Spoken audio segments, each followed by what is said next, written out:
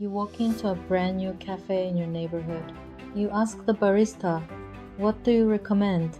But instead of answering, they just stare at you. No expression, no reaction, nothing. Strange, right? But that tiny 1 second pause, that silent, unreadable moment, is exactly what the entire internet is obsessing over right now. The Gen Z stare.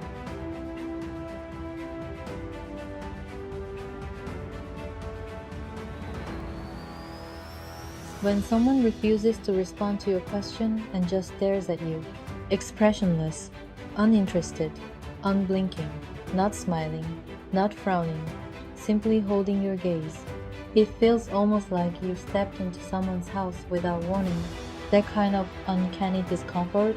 And right now, social media is overflowing with videos mocking the so-called Gen Z stare, along with a flood of comments complaining about it, ridiculing it, trying to make sense of it. People keep inventing explanations for this look. Digital burnout, lack of social skills, post-pandemic fatigue, anxiety, and more. On the surface, all these explanations sound somewhat reasonable, but the fact that the theories are so scattered, so inconsistent, that alone is a clue. It suggests that all these fragmented reasons might actually be covering up a single, larger pattern underneath. We think we're talking about different causes, but beneath it all, there is a simple, unmistakable current running through them. Here's the deeper truth behind all of this. For an entire generation, face-to-face interaction slowly became something to avoid.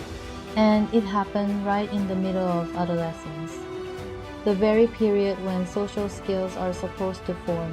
Online, you don't have to read anyone's expression. You don't have to manage your own. Silence isn't awkward, and no one demands an instant reply. So what happens when some Gen Z kids grow up without enough real-world practice? To them, face-to-face interaction can feel like a place where you can easily make mistakes, a moment where you're expected to react immediately and adjust your emotions at the same time. It becomes something uncertain, uncomfortable, even a little dangerous. And when something feels dangerous, you minimize the risk. Instead of predicting someone else's reaction or trying to match their emotions, you default to the safest option you can control, a neutral face that reveals nothing. Over time, that neutral face stops being just one person's habit. It becomes a shared pattern among peers. Not because anyone planned it, but because many young people ended up adopting in the same direction. Those small, repeated choices accumulated into what we now call the Gen Z stare. But things changed dramatically when that expression moved online. Short-form videos, memes, reaction clips, all of them turned that blank stare into something lighthearted, funny, and easily shareable. People reposted it, imitated it, joked about it. Eventually, it stopped looking like a coping mechanism and started looking like just another internet phase, a style, a bit, and this is exactly where the problem begins. When a social behavior gets consumed as a meme, its entire context disappears almost instantly. The surface stays. The reasons vanish. We've seen this pattern before. It's the same thing that happens when mental health terms become jokes. I'm so ADHD. Turn to breath. I have decision paralysis. Gen Z depression girl. Words that used to carry real weight get tossed around lightly. And the more those jokes repeat, the more the meaning gets flattened. The actual pain and difficulty that real patients face gets minimized into everyone's like that these days. Or it's not that serious.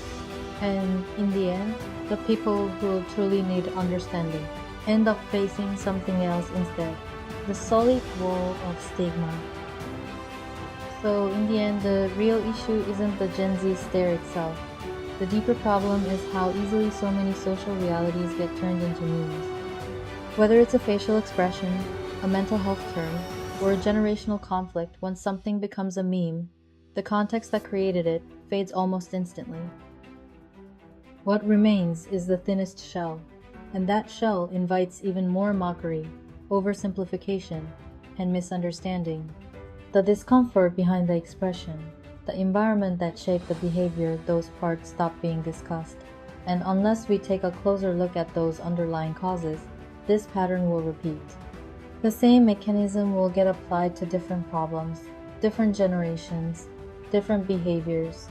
The faces will change, but the flattening will continue. So the question we ask now has to shift. It's no longer what are we looking at? It's what are we so quick to laugh away?